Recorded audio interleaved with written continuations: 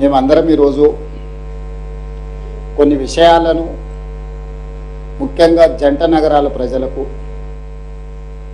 Greater Hyderabad cure outer ring road లోపల 1,34,00,000 ప్రజలు ఎవరైతే నివసిస్తున్నారో ఆ ప్రజలకు విజ్ఞప్తి చేయదలుచుకున్నాం. హైదరాబాద్ నగరాన్ని మనం పదే పదే విశ్వనగరం అని, లేకపోతే అంతర్జాతీయ స్థాయి ప్రమాణాలతో మా నగరం ఉంది, వచ్చి పెట్టుబడులు పెట్టండి అని చాలా సందర్భాలలో 25 సంవత్సరాల నుంచి మనము చెప్పుకుంటూనే వస్తున్నాం.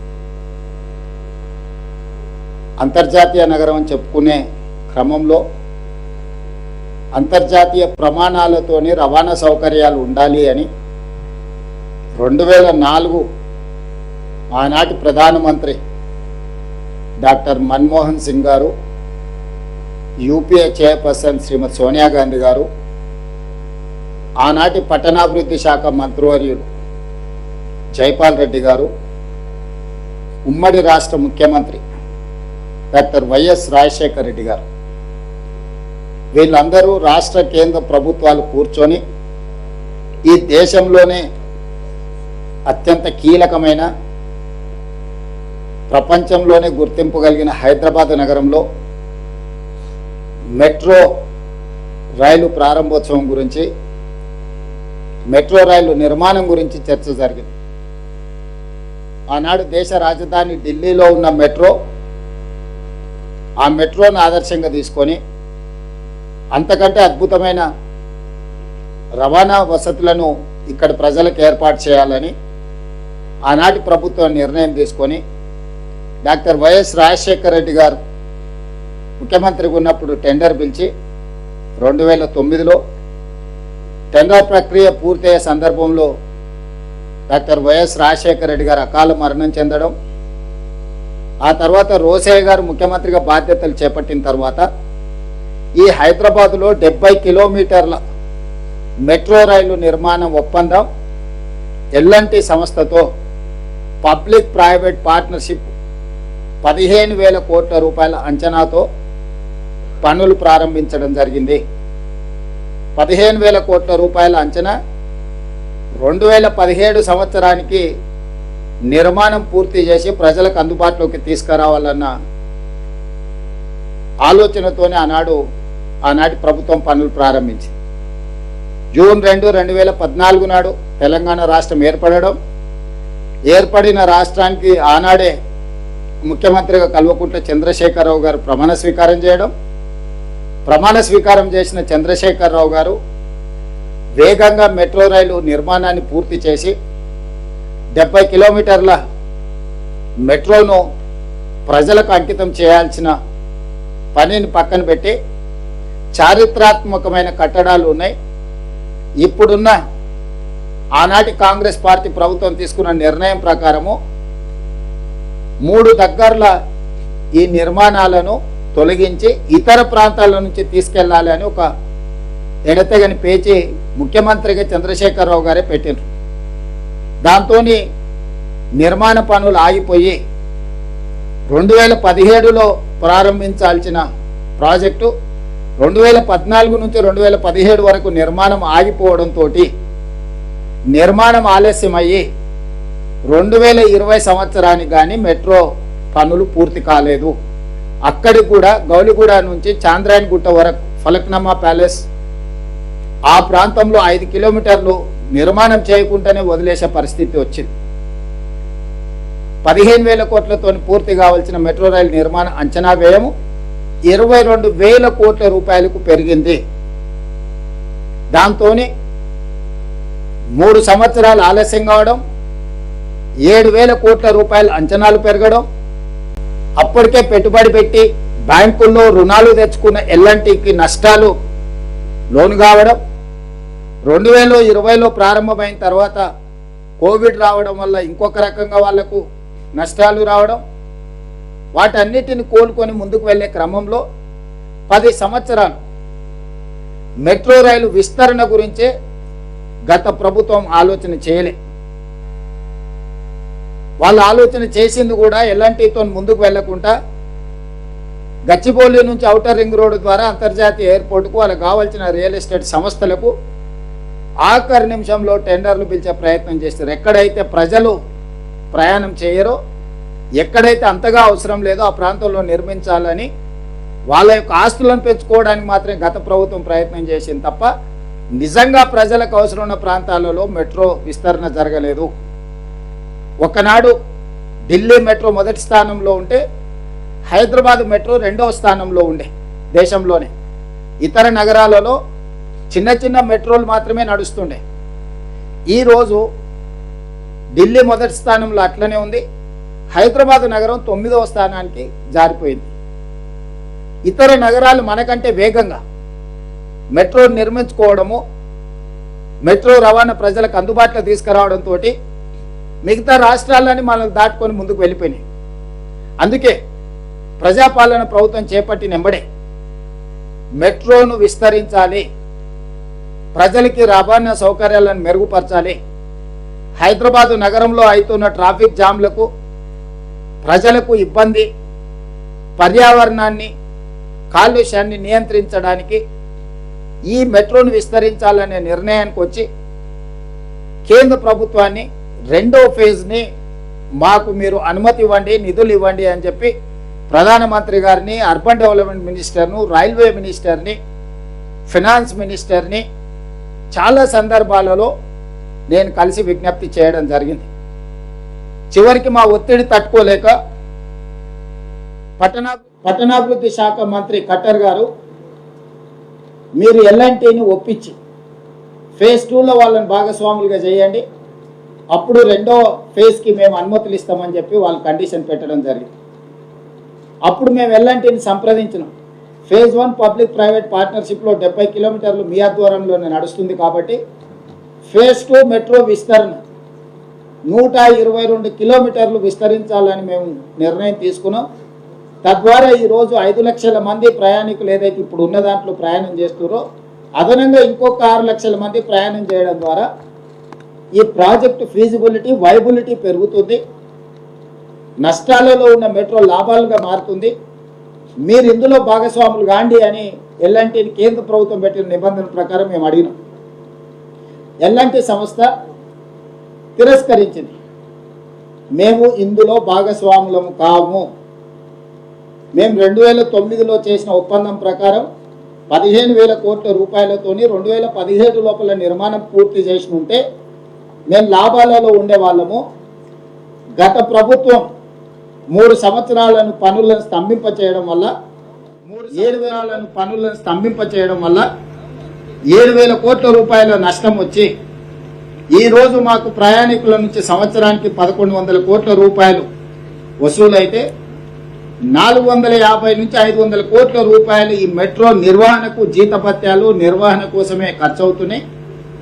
మాకు ఇంకొక 500 కోట్ల రూపాయలు మిగులుతున్నాయి. కానీ మేము తెచ్చిన అప్పులకు 13,600 కోట్ల రూపాయలు మేము తెచ్చిన అప్పులకు సంవత్సరానికి మేము 900 కోట్ల రూపాయలు కట్టాల్సి వస్తుంది. దాంతో మాకు ప్రతి సంవత్సరం మా సంస్థకు 350 నుంచి 400 కోట్ల రూపాయలు ఇప్పుడు నష్టాలలో ఉన్నాము. మేము సొంతంగా పెట్టిన ఈక్విటీ కూడా 22,000 కోట్ల రూపాయలు అప్పులు, నగదు 7,000 కోట్ల రూపాయలు నిర్వహణలో మొత్తం 30,000 కోట్ల రూపాయల ఆస్తిని మేము సృష్టించినాం. ఈరోజు మాకు ప్రతి సంవత్సరం 400 కోట్ల రూపాయల నష్టం వస్తుంది మెట్రో నిర్వహణ. కాబట్టి మేము ఫేజ్ 2 మాకున్న చేదు అనుభవాల దృష్ట్యా ఫేజ్ 2లో మేము భాగస్వాములం కాము అని స్పష్టంగా చెప్పింది. ఇదే అంశాన్ని కేంద్ర ప్రభుత్వానికి చెప్తే కేంద్ర ప్రభుత్వం ఇంకొక మెలిక పెట్టింది.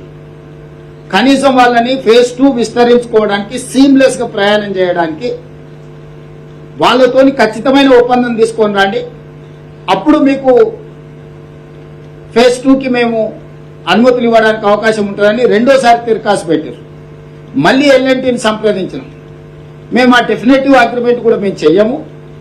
మా సంస్థ మీరేం నిర్మించుకోదలుచుకున్నారో మీరేమైనా నిర్మించుకోండి, మాది మాదే, మీది మీదే, మీరు మేము భాగస్వాములం కాము, భవిష్యత్తు నిర్వహణలో కూడా మీతో మేము చేరము, మేము దేనికి ఒప్పుకోమని చెప్పి ఎలాంటి స్పష్టంగా తిరస్కరించింది.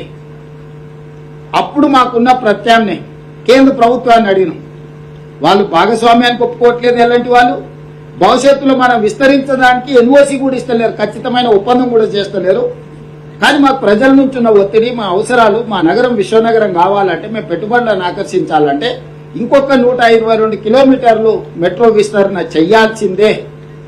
మరి ఏమి చేయాలన్నప్పుడు మా అధికారులు, కేంద్ర ప్రభుత్వంలో ఉన్న అధికారులు, కలెక్టర్ గారు, నేను, మిగతా ఎలాంటి వాళ్ళతో చర్చలు చేసినప్పుడు మీకున్న ఏకైక ప్రత్యామ్నాయం మీరు ఎలాంటి సంస్థ నుంచి ఇప్పుడున్న ఎలాంటి మెట్రోని మీరు కొనుగోలు చేయండి రాష్ట్ర ప్రభుత్వం, అప్పుడు మీరు యజమాని అవుతారు. కాబట్టి ఇప్పుడు మీరు ఫేజ్ 2 రాష్ట్ర ప్రభుత్వం కేంద్ర ప్రభుత్వం కలిసి నిర్మాణం చేయాలనుకుంటున్నారు. కాబట్టి ఫేజ్ 1 కు మీరే యజమానులైతే ఫేజ్ 2 కు కేంద్ర ప్రభుత్వం పెడుతున్న అన్ని నిబంధనలకు యజమానులుగా మీరు సంతకం పెట్టవచ్చు. అప్పుడు ఫేజ్ 2 కూడా సులభంగా మీకు అనుమతులు వస్తాయి, నిధులు వస్తాయి. దాంతో దాదాపుగా 200 కిలోమీటర్ల మెట్రో హైదరాబాద్ నగరం ప్రజలకు అందుబాటులోకి వస్తుంది. అప్పుడు అంతర్జాతీయ ఎయిర్పోర్ట్ నుంచి అటు మేడ్చల్కు, ఇటు షామీర్పేట్కు, అటు హైటెక్ సిటీ నియోపోలిస్ వరకు, ఇటు చందానగర్ నుంచి దాటుకొని మీకు రామచంద్రాపురం వరకు కానీ, హయత్ నగర్ నుంచి మన ఎల్బీ నగర్ నుంచి హయత్ నగర్ కానీ, నాగోల్ నుంచి LB Nagar, OSC hospital, Chandrayangutta, Shamshabad international airport వరకు మెట్రో కానీ అన్ని రూట్లు ప్రజలకు అందుబాటులో వస్తుందని చెప్పి మేము స్పష్టంగా ఎల్ఎన్టీతో కూర్చొని కేంద్ర ప్రభుత్వాన్ని కూడా అడిగినాం. మరి మేము కొనుగోలు చేయాలనుకుంటున్నాము ఎల్ఎన్టీని, మరి దీన్ని ఎట్లా మీరు కొనుగోలు చేసినప్పుడు మా అధికారులను కూడా మీరు అందులో భాగస్వామ్యం చేయండి అని అంటే కేంద్ర ప్రభుత్వానికి మేము లేఖ రాసినాం. మీరు ఎవరి పేరు ఇస్తారో ఇవ్వండి అని. ఉత్తరప్రదేశ్ మెట్రో, ఉత్తరప్రదేశ్ రాష్ట్రంలో నిర్వహిస్తున్న మెట్రో ఎండీని సుశీల్ కుమార్ని తెలంగాణ రాష్ట్రం ఎల్ఎన్టీ నుంచి కొనుగోలు చేయాలనుకున్నది. అంటే కేంద్ర ప్రభుత్వం తరఫున సభ్యుడిగా పెట్టింది కేంద్ర ప్రభుత్వం. All these are official documents. 30,000 కోట్ల రూపాయల ఎల్ఎన్టీ ఆస్తిని 15,000 కోట్ల రూపాయలకే రాష్ట్ర ప్రభుత్వం కొనుగోలు చేసింది. చర్చలు చేసి, నెగోషియేట్ చేసి, ఆఫీసర్స్ కమిటీ వేసి, ఆఫీసర్స్ కమిటీ పైన cabinet sub committee resource mobilisation Bhatti గారిని, ఉత్తమ్ గారిని, శ్రీధర్ బాబు గారిని, జూపల్లి కృష్ణారావు గారిని పెట్టి కేబినెట్ సబ్ కమిటీ పెట్టి అక్కడి నుంచి కేబినెట్ కు తీసుకొచ్చి, కేబినెట్ నుంచి అసెంబ్లీకి తీసుకొచ్చి 30,000 కోట్ల రూపాయలు నికరంగా పెట్టిన మెట్రోను రాష్ట్ర ప్రభుత్వం మెట్రో ఎల్ఎన్టీని ఒప్పించి 15,000 కోట్ల రూపాయలకి కొనుగోలు చేసింది. ఈ రోజు మేము విస్తరించాలనుకుంటున్న మెట్రో హైదరాబాద్ లో పర్ కిలోమీటర్ మీ రోజు కొత్తగా కట్టాలనుకుంటే కూడా 350 కోట్ల రూపాయలు అవుతుంది.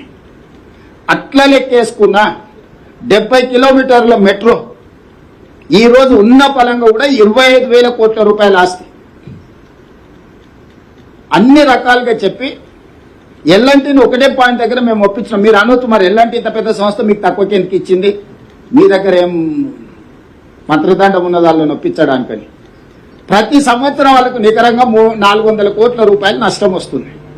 నేను చెప్పిన 20 సంవత్సరాలు ఇట్లనే మీ దగ్గర ఉంటే సంవత్సరానికి 400-500 కోట్ల రూపాయలు ఇట్లనే మీ నష్టం భరిస్తే మీ కంపెనీ మళ్ళీ ఒక 10,000 కోట్లు 20,000 కోట్లు మీరు నిండా మునుగుతారు. ఈ రోజు మీ నష్టాల నుంచైనా మీరు బయటపడతారు. విస్తరించుకోవడం ద్వారా మాకు లాభసాటిగా ఉంటుంది. మేము ప్రజల కోసం నిర్వహించాల్సిన అవసరం మాకు ఉన్నది, ఎల్ఎన్టీకి లేకపోవచ్చు. మీకు రుణ విముక్తులు అవుతారు. 13,600 కోట్లు బ్యాంకులలో వాళ్ళకి అప్పు ఉంది. దీని మీద ఆ అప్పు మీరు ఇమ్మీడియట్ గా రుణ విముక్తి అయిపోతుంది. మీరు ప్రతి సంవత్సరం 400-500 కోట్ల రూపాయల నష్టం కూడా మీకు తగ్గుద్ది. మీ సంస్థకు కూడా పరోక్షంగా ఇది లాభమే. ఇంకో రకంగా మాకు లాభం. కొన్నిసార్లు మనం నిర్వహణ భారమైనప్పుడు వదిలించుకోవడానికి చూస్తాం, డెట్ రీస్ట్రక్చర్. ఈ 13,600 కోట్ల రూపాయలు వాళ్ళు 8.25% ద్వారా బ్యాంకులలో అప్పులు తెచ్చుకున్నారు ఎల్ఎన్టీ వాళ్ళు. మొత్తం 15,000 కోట్లలో 1,400 కోట్ల రూపాయలు ఈక్విటీ, 13,600 కోట్ల రూపాయలు బ్యాంకులలో రుణాలు. ఈ ప్రతి ట్రాన్సాక్షన్ లో, ప్రతి స్టేజ్ లో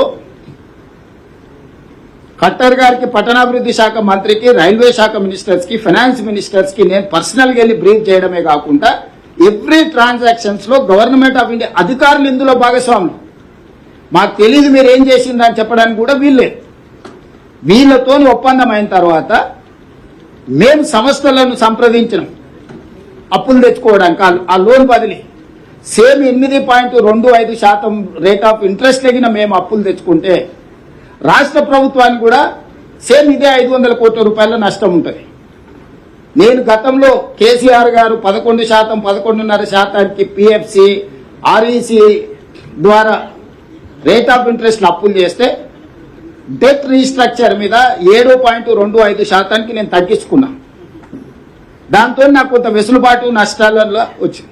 ఆ అనుభవంతో మా అధికారులందరినీ మాట్లాడి మనం డెట్ రీస్ట్రక్చర్ చేసుకుందాము, ఈ మెట్రో లోన్ని అతి తక్కువ రేట్ ఆఫ్ ఇంట్రెస్ట్లో ఎక్కడ దొరుకుతుందో మనం అక్కడ అప్పు తెచ్చుకొని ఈ అప్పును వాళ్ళ ఉన్న అప్పును మనం బ్యాంకులో తెచ్చుకొని ఇది అటు బదిలీ చేస్తే మనకు సులువుగా ఇది లాభసాటి వ్యాపారంగా మారుతుందని అంటే రకరకాల సంస్థల్ని సంప్రదించినాం. ఇండియన్ గవర్నమెంట్లోనే సంస్థ ఉంది, Indian railway finance corporation, government of India PSU. ఈరోజు వాళ్ళు దేశంలో 5 లక్షల కోట్ల రూపాయలు రుణాలు ఇచ్చున్నారు.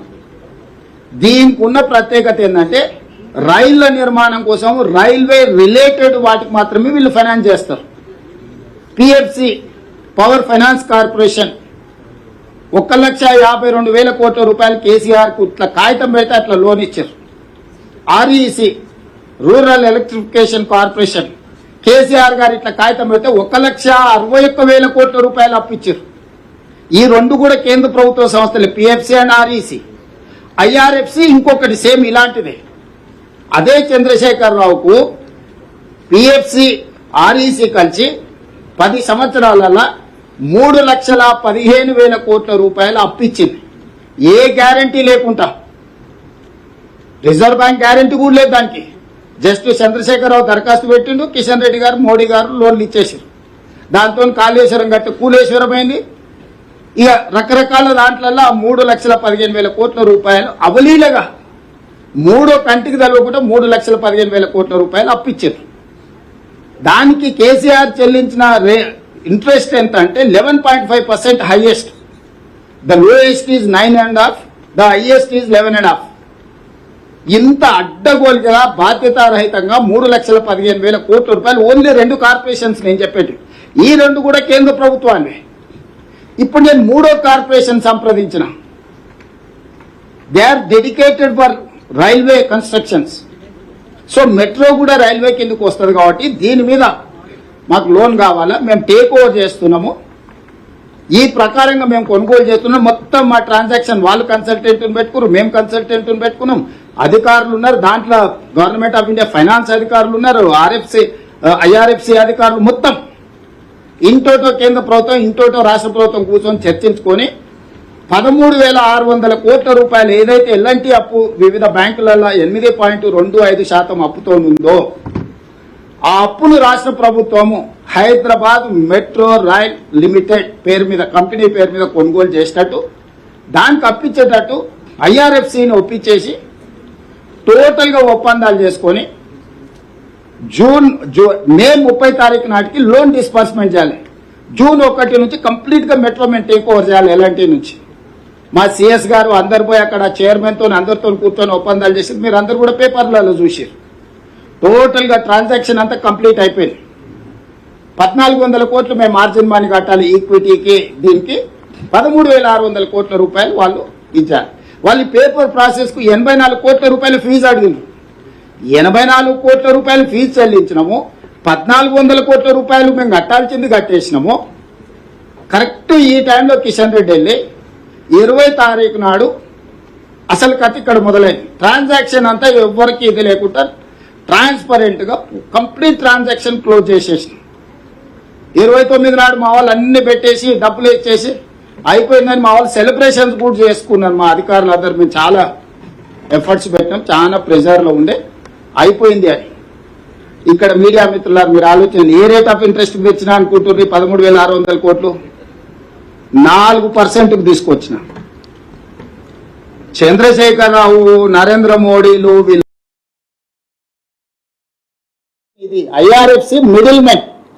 జపాన్ నుంచి నిధులు, జపాన్లో అతి తక్కువ రేట్ ఆఫ్ ఇంట్రెస్ట్ ఇచ్చేటోళ్లకు ఈ ఐఆర్ఎఫ్సి కార్పొరేషన్ మధ్యవర్తిగా పెట్టి జపాన్ నుంచి ఐఆర్ఎఫ్సి కార్పొరేషన్ లోన్ తెచ్చుకునేటట్టు, వాళ్ళ కమిషన్ యాడ్ చేసుకొని వాళ్ళు నాకు లోన్ ఇచ్చేటట్టు, అన్నీ కలిపి 4%, 20 సంవత్సరాల సమయానికి 4% రేట్ ఆఫ్ ఇంట్రెస్ట్లో నేను 13,600 కోట్ల రూపాయలు అప్పు తెచ్చుకొని ట్రాన్సాక్షన్ అంతా క్లోజ్ చేసిన. ఇవాళ 4%తో నేను అప్పు తెచ్చుకుంటే నాకు సేమ్ 1,100 కోట్లే ప్రతి సంవత్సరం ఆదాయం వస్తే 450-500 కోట్లు నాకు మెయింటెనెన్స్కి పోయినా నాకు అప్పు కట్టంగా ఇంకో 100 నుంచి 150 కోట్లు నాకు ప్రాఫిట్ ఉంది. మెట్రో డే 1 నాడే, జూన్ 1 నాడు నేను హ్యాండ్ ఓవర్ చేసుకుంటే వాళ్ళు అప్పు చెల్లించి సంవత్సరం తిరిగే లోపల ఇదే metro as it is where it is కండిషన్లో నాకు 150 కోట్ల రూపాయల లాభం ఉంది. నా భవిష్యత్ విస్తరణ కూడా నిర్మించుకోవడం ఈజీ అవుతుంది. ఇది ప్రాఫిట్ మేకింగ్ బిజినెస్. సంవత్సరానికి 400-500 కోట్ల లాస్ మేకింగ్ బిజినెస్ నుంచి బ్యాంకులలో అప్పుల రేట్ ఆఫ్ ఇంట్రెస్ట్ తగ్గించుకుంటే ప్రాఫిట్ మేకింగ్ బిజినెస్గా మారింది. కిషన్ రెడ్డి గారు మే 20 తారీఖు నాడు కట్టర్ని, 21 నాడు అశ్విని వైష్ణవ్ని కలిసి ఇంత సులువుగా మీరు రేవంత్ రెడ్డి వస్తే పనులు చేస్తే తెలంగాణ రాష్ట్రంలో బీజేపీ ఉండాలన్నా మూసేయాలన్నా, ఈ తెరకాసు పెట్టుడుతో ఇప్పుడు లోన్ డిస్బర్స్ చేయకుండా పీఠముడు వేసుకొని కూర్చుంది కేంద్ర ప్రభుత్వం. అందుకు ఇన్ని రోజుల నుంచి కిషన్ రెడ్డి వెనకాల పడుతున్నా నేను. ఇది transaction between IRFC and state government of ఇండియాలో ఉండే, స్టేట్ గవర్నమెంట్ ఆఫ్ తెలంగాణలో ఉండే హైదరాబాద్ మెట్రో రైల్ లిమిటెడ్ మధ్యలో. ఇది కంప్లీట్ కార్పొరేట్ బిజినెస్ స్ట్రక్చర్. ప్రతి ఒప్పందం ఉంది. చివరి రోజు ఈరోజు నిధులు రిలీజ్ కావాలి. ఈ రోజు నిధులు కిషన్ రెడ్డి విడుదల చేయిస్తాడా చేయించాడా? 13,600 కోట్ల రూపాయలు. నేను సూటిగా కిషన్ రెడ్డిని అడుగుతున్నా, అయ్యా ఈ మొత్తం వ్యవహారంలో కాంగ్రెస్ పార్టీకి కానీ లేకపోతే ఇంకొకరికి కానీ ఎవ్వరొక్క రూపాయి తీసుకుపోయేది కాదు. ఉన్న లోను యాస్టీస్గా ఎల్ఎన్టీకి డబ్బులు పోతాయి. 1,400 కోట్ల రూపాయలు ఈక్విటీ పోతే 13,600 కోట్ల రూపాయలు లోన్ ఎల్ఎన్టీ నుంచి మన హైదరాబాద్ మెట్రో రైల్ లిమిటెడ్కు బదిలీ అవుతే 8% రేట్ ఆఫ్ ఇంట్రెస్ట్ కట్టే బదులు 4% రేట్ ఆఫ్ ఇంట్రెస్ట్ కడితే Hyderabad metro rail limited profit making business company కింద వస్తుంది. ఎప్పుడైతే మాకు ఇది వస్తుందో మన కట్టర్ని కట్టిన నువ్వు ఇది ఓనర్షిప్ తీసుకుంటే ఇమ్మీడియట్గా phase 2కి మనం ఆలోచన చేద్దాం. నేను phase 2లో phase 1 phase 2 కలిపి నడపాలంటే ఇది అదే అని అధికారులు తిరగాల్సి పెడితే నేను మాట చెప్పిన, సార్ మీరు ఏమొద్దు ఎన్ఓసి అండి, మా హైదరాబాద్ మెట్రో రైల్ లిమిటెడే సేమ్ అదే ఐఆర్ఎఫ్సి ద్వారా లోన్ తెచ్చుకొని 122-123 కిలోమీటర్లు ఏదైతుందో 40,000 కోట్ల రూపాయలు అవుతుంది. ఆ 40,000 కోట్ల రూపాయలు కూడా 4% రేట్ ఆఫ్ ఇంట్రెస్ట్ తెచ్చుకొని మేమే కట్టుకుంటాము. మీ 50% కేంద్ర భాగస్వామ్యం కూడా మాకు వద్దు, మొత్తం మహారాష్ట్రమే కట్టుకుంటుందని లెటర్ ఇచ్చి వచ్చిన అక్కడికక్కడనే. నీకు ఇష్టమైతే జాయిన్గా, నీకు కష్టం అనిపిస్తే, నీకు రాజకీయ ఒత్తిడి ఉంటే అన్ని రాష్ట్రాలకు మెట్రోలో 50% చేరి నువ్వు ఇచ్చినావు, నాకు మాత్రం ఇయ్యని అంటున్నావు. నీకేదో నాకు చెప్పని సమస్య ఉన్నది కాబట్టి నాకు జస్ట్ ఎన్ఓసి ఇచ్చేసి నేను ఐఆర్ఎఫ్సి నుంచి మిగతా 123 కిలోమీటర్లు కూడా నా సొంత పైసలతోటి నేనే గ్యారంటీలు ఇచ్చి నేనే నిర్మాణం చేసుకుంటాను కూడా లెటర్ ఇచ్చి వచ్చిన మనం కలిసినప్పుడు. ఇంకా చిక్కపోయి మాకు సంబంధం లేకుంటేనే మొత్తం 200 కిలోమీటర్లు రేవంత్ రెడ్డి మెట్రో కట్టుకుంటే ఇక నరేంద్ర మోడీ గారి గురించి చర్చ ఉండదు, కిషన్ రెడ్డి గురించి చర్చ ఉండదు, కేంద్ర ప్రభుత్వం గురించి చర్చ ఉండదు. నగర ప్రజలకు రాష్ట్ర ప్రభుత్వం మొత్తం మెట్రో నిర్మాణం చేసి అంకితం చేస్తే రాజకీయంగా మాకు నష్టం వస్తుందని చెప్పి ఈరోజు కుట్రపూరితమైన ఆలోచనతోటి ఈరోజు ఇది ఎక్కడికక్కడ చిన్నాభిన్నం చేయడానికి బీఆర్ఎస్ బీజేపీ కలిసి కుట్ర చేస్తున్నాయి. నేను రాజకీయపరమైన ఆరోపణలు నేను చేయదలుచుకోలేదు. నేను కిషన్ రెడ్డి గారికి విజ్ఞప్తి చేస్తున్నా, మీరు సికింద్రాబాద్ పార్లమెంట్ సభ్యులు, అంతకంటే ముందు ఇదే పార్లమెంట్లో అంబర్పేట నుంచి మీరు శాసనసభ్యులు, చేవెళ్ళ మీ పార్టీ పార్లమెంట్ సభ్యుడు, మెదక్ మీ పార్లమెంట్ సభ్యుడు, మల్కాజ్గిరి ఈటల రాజేంద్ర గారు 100% మీ 4 ఎంపీలు ఉన్న ప్రాంతంలోనే ఈ మెట్రో విస్తరణ ఉంది. ఈ మెట్రో విస్తరణ జరిగే దగ్గర మా గణేష్ ఒకడు, మా నవీన్ ఇద్దరు ఉన్నారు ఎమ్మెల్యేలు. మాకేం పెద్ద ఈడ ప్రజాప్రతినిధులు కూడా లేరు. మిగిలిన వాళ్ళు మీ బీఆర్ఎస్ వాళ్ళు, మీ తమ్ముళ్ళే ఉండరు. శత్రువులు అంటూ ఎవరైనా కిషన్ రెడ్డికి ఉంటే ఒకవేళ శ్రీ గణేష్ ఉండొచ్చు, నవీన్ యాదవ్ ఉండొచ్చు ఈ సిటీలో. మొత్తం మీ ఎమ్మెల్యేలు మీ ఎంపీలు మీరే కదా అన్నదమ్ముళ్ళు. ఎందుకు కిషన్ రెడ్డి బాధ్యత తీసుకోడు? కిషన్ రెడ్డి నిజంగానే మెట్రో అయిపోయిన దానికి కట్టర్ని కలిసినప్పుడు నన్ను ఎందుకు తీసుకుపోడు? వరంగల్ ఎయిర్పోర్ట్ మొత్తం కొలిక్కొచ్చింది, ఇప్పుడు స్లో డౌన్ అయిపోయింది. రామ్మోహన్ నాయుడుని కలుస్తాడు, ఏం మాట్లాడిండో చెప్పడు. అశ్విని వైష్ణవ్ని కలుస్తాడు, ఏం మాట్లాడిండో చెప్పడు. ఆయన కలిసి వచ్చిన తర్వాత నేను పోయి కలిస్తే వాళ్ళ మాటలు మనకు అర్థం కాదా? మనం ఏ సమాజంలో ఉన్నాము? ఒక మనిషి మనతో వ్యవహరించేది, మాట్లాడే విధానాన్ని మనం అర్థం చేసుకోలేమా? ఈరోజు మొదటి విడత రాష్ట్ర ప్రభుత్వం Hyderabad metro rail limited take over చేస్తేనే రెండవ విడత అనేది నిర్మాణానికి అవకాశం ఉంది.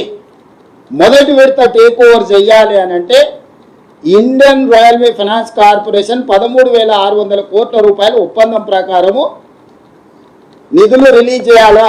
దీనికి ఇంకో తిరకాసు ఉంది. జపాన్ నుంచి ఆల్రెడీ వాళ్ళు పైసలు తెచ్చి బ్యాంకులో పెట్టుకోరు. జపాన్ ఆల్రెడీ IRFC ఖాతాలో పైసలు వేసేసింది. నేను నా మార్జిన్ మరి 1,400 కట్టేసిన. ఇప్పుడు అది ఆగిందంటే కేంద్ర ప్రభుత్వానికి కూడా భారం. జపాన్కి అయితే ఇంట్రెస్ట్ కట్టాలి కదా. నువ్వు కస్టమర్కి ఇచ్చినవో ఇయ్యలేదో నీ ఖాతాలో ఆల్రెడీ వేసేసింది జపాన్. ఇప్పుడు జపాన్కి ఏమి ఇంట్రెస్ట్ ఎట్టకెళ్ళి కడతాడు? ఇప్పుడు తిరకాసు మాట్లాడదామంటే కిషన్ రెడ్డి గారు సమయం ఇయ్యరు. మేము లేనప్పుడు వెళ్ళి కలిసి మొత్తం మాట్లాడు. నిన్న కూడా కిషన్ రెడ్డి గారు మళ్ళీ అబద్ధాలు చెప్తున్నాడు. కేంద్ర ప్రభుత్వం ఆల్రెడీ 50% ఒప్పుకున్నది నిజమైతే కాగితం ఎక్కడుందో చూపింది. IRFC లోన్ ఎందుకు విడుదల చేస్తుందో ఏదో సమాధానం చెప్పండి.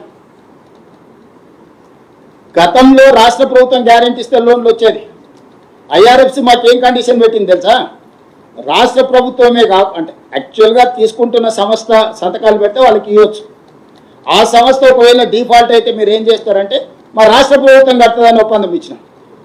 దాని తర్వాత మళ్ళీ తిరకాసు పెట్టారు. ఒక్క రాష్ట్ర ప్రభుత్వమే కాదు, మాకు RBI కూడా గ్యారెంటీ కింద సంతకం పెట్టమని ఉంది అని. RBI నుంచి కూడా లెటర్ తీసుకుపోయి ఇచ్చిన.